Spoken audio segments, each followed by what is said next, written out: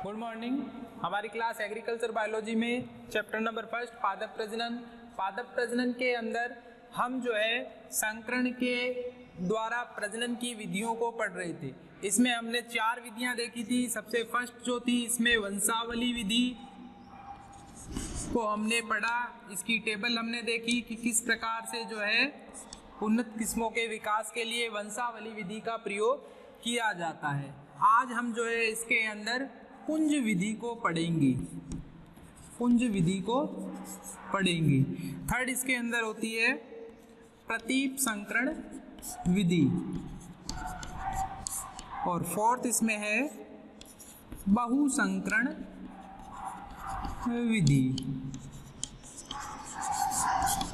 देखिए वंशावली विधि हमने जैसे कि कल पढ़ा था, इसके अंदर हमने एक टेबल भी बनाई थी जिसके द्वारा हमने बताया कि किस प्रकार से जनकों का चयन करके एकल पादप संततियां प्राप्त करते हुए जो है हम पीढ़ी दर पीढ़ी जो है लक्षणों का क्या करते हैं, रिकॉर्ड रखते हैं कि संतति में जो है जो लक्षण जा रहे हैं वो किस हिसाब से जा रहे हैं और कितने उन्नत प्रकार के हैं। तो वो हमने जो है वंशावली विधि के अंदर देखा था। इसकी मुख्य बात ये थी कि इसमें जो संततियां प्राप्त की जाती है, जो पीढ़ियां प्राप्त की जाती है, उनमें एकल पादप संततियों को क्या किया जाता है, उगाया जाता है। और उन एकल पादप संततियों से जो है उपज परीक्षण के माध्यम से क्या किया जाता है, उपज प्राप्त की जाती है और उन्नत किस्म का जो है विकास किया जाता है, विविधता उत्पन्न करते हुए।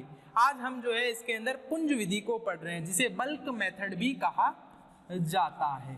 जिसे क्या कहा जाता है, बल्क मेथड भी कहा जाता है। इसके अंदर क्या होता है कि जैसे नाम से स्पष्ट है, पुंज, पुंज का मतलब होता है समूह।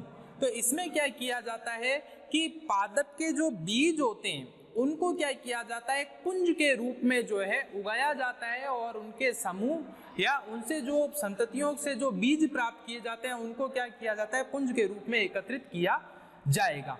और फिर जो है बार बार ये प्रक्रिया अपनाते हुए जो है एकल पादप संततियां प्राप्त की जाएगी और उन एकल पादप संततियों से फिर जो है उपज परीक्षण के माध्यम से क्या किया जाता है, उन्नत किस्म का विकास किया जाता है। जैसा कि यहाँ पर एक टेबल बनाई है जिसमें हमने जो है 2 जनक लिए हैं, P1 और P2, और इन जनकों के अंदर हमने क्या किया है, उचित लक्षणों का या वांछित लक्षणों का चयन किया है और उन लक्षणों को हम क्या कर रहे हैं, एक ही किस्म में विकसित करने के लिए जो है हम इस विधि का उपयोग कर रहे हैं। अब इसमें जो पुंज विधि है इसको सबसे पहले जो है एक वैज्ञानिक थे निल्सन एहल, उनके माध्यम से जो है इस पुंज विधि को समझाया गया था। यहाँ पर इस सारणी के अंदर हम देख रहे हैं कि प्रथम वर्ष जो है हम क्या करते हैं, 2 जनक P1 व P2 का क्या करते हैं, चयन करते हैं। तो यहाँ पर क्या किया जाता है, जनक का चयन किया जाता है जिनमें क्या होते हैं, वांछित लक्षण विद्यमान होते हैं, जिन लक्षणों को क्या किया जाना है, उत्तम किस्म के लिए जो है प्रयोग में लाना है। तो प्रथम वर्ष जो है हम क्या करेंगे, इन जनकों का चयन करते हुए संकरण की प्रक्रिया को प्रारंभ करते हैं, जिसके फलस्वरूप हमें क्या होता है, यहाँ पर F1 पीढ़ी प्राप्त होती है।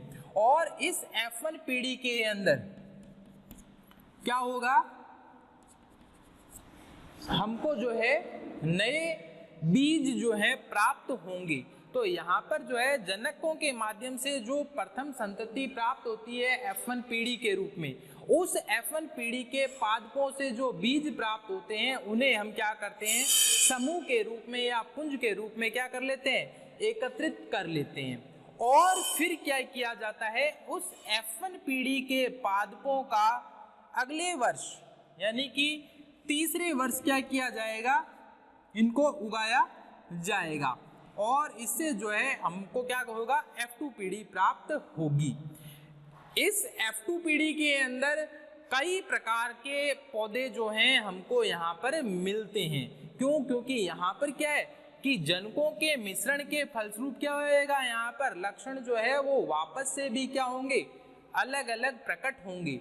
तो यहाँ पर क्या होता है, हमें भिन्न भिन्न प्रकार के जो है पादप प्राप्त होते हैं जिनके अंदर किसी में लक्षण प्रभावी दिखाई देते हैं, किसी में अप्रभावी दिखाई देते हैं। तो हम क्या करते हैं यहाँ पर कि उन सभी पादपों के जो बीज होते हैं उनको क्या कर लेते हैं, जब कटाई की जाती है पौधों की तो उस समय क्या किया जाता है, समूह के रूप में जो है उन पौधों के बीजों को क्या किया जाता है, मिक्स कर दिया जाता है और उन्हें जो है एकत्रित कर लिया जाता है।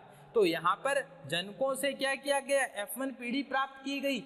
इस F1 पीढ़ी के जो बीजों को जो है अगले वर्ष F2 पीढ़ी के लिए उगाया गया और F2 पीढ़ी के अंदर हमें जो है समूह के रूप में या पुंज के रूप में हम उन पौधों की कटाई करेंगे और उनसे जो बीज प्राप्त होंगे उनको वापस क्या कर देंगे, पुंज के रूप में एकत्रित कर देंगे। तो यहाँ पर क्या किया जाता है, बीजों को जो है समूह के रूप में मिक्स कर दिया जाता है या पुंज के रूप में वापस क्या कर लिया जाता है, एकत्रित करवा दिया जाता है।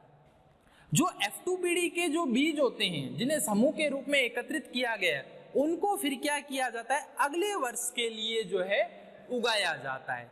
यानी कि यहाँ पर जो है ये प्रक्रिया चौथे वर्ष जो है आरंभ की जाती है। अगले वर्ष क्या किया जाएगा कि F2 पीढ़ी से जो है F3 पीढ़ी वाले पादपों को प्राप्त किया जाता है।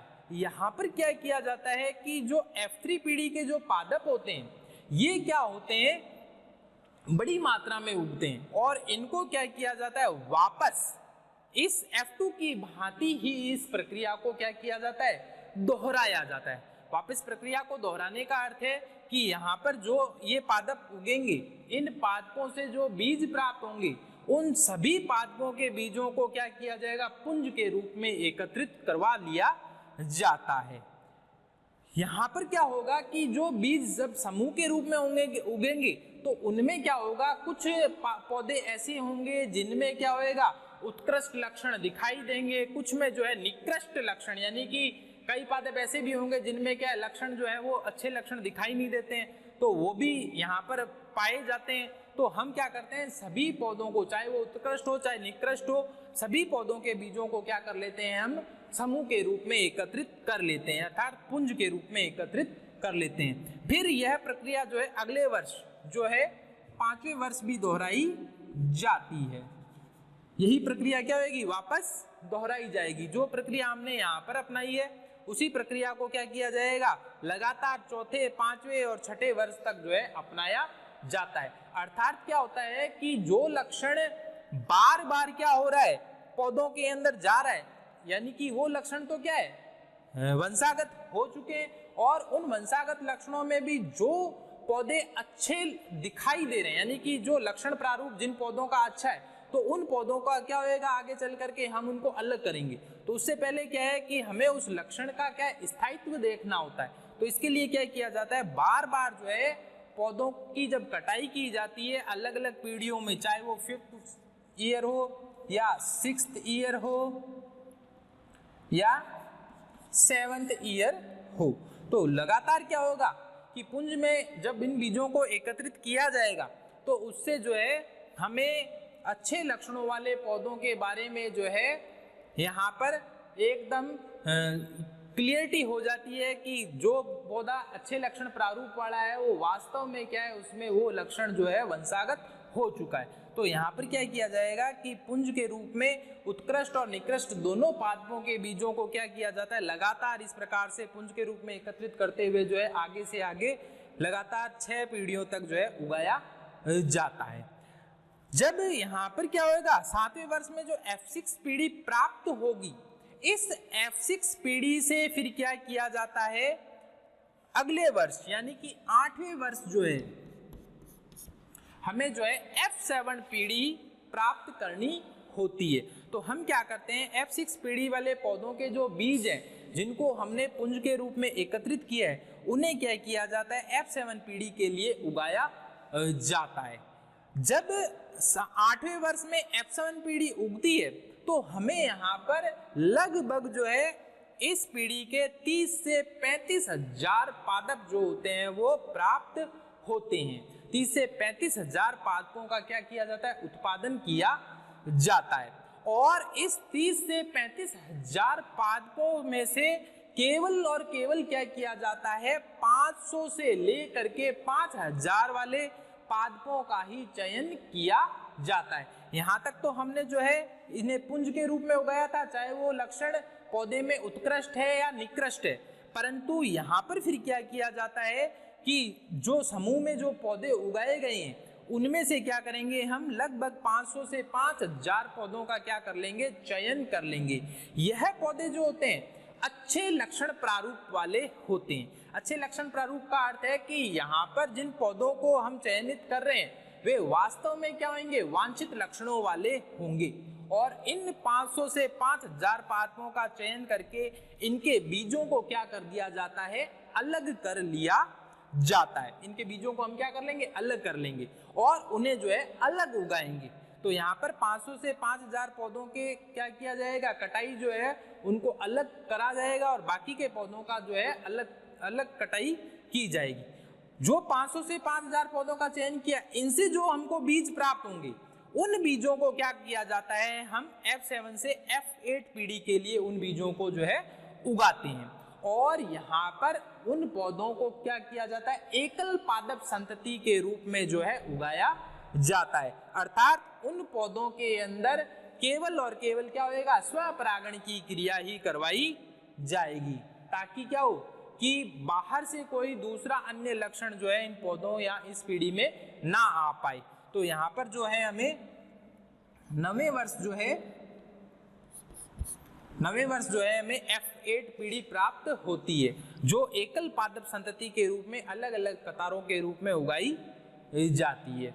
ये F8 पीढ़ी जो होती है इनका फिर क्या किया जाता है, समूह के रूप में फिर क्या किया जाएगा, इनको चयन किया जाएगा। यानी एकल पादप संततियों से जो बीज प्राप्त होंगे उनको फिर क्या किया जाता है, अगले वर्ष के लिए रखा जाता है। यहाँ पर जो है ये प्रक्रिया जो है 10वें वर्ष में फिर दोहराई जाती है। अर्थात F8 पीढ़ी से जो है जो बीज प्राप्त किए गए एकल पादप संततियों के माध्यम से उन्हें फिर जो है F9 पीढ़ी के लिए उगाया जाता है। और यहाँ पर क्या किया जाता है कि इन बीजों का प्रारंभिक उपज परीक्षण किया जाता है। प्रारंभिक उपज परीक्षण का अर्थ होता है कि इन्हें जो है प्राथमिक रूप से क्या किया जाएगा, उत्पादन के लिए उगाया जाता है कि वास्तव में इन पौधों के अंदर कितने वांछित लक्षणों का जो है क्या हुआ, समावेश हुआ। तो इसे जो है प्रारंभिक उपज परीक्षण के रूप में फिर देखा जाता है। और F9 पीढ़ी से फिर हम क्या करते हैं,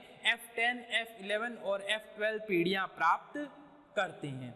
तो ये लगातार जो है 11वें 12वें वर्ष जो है उगाई जाती है।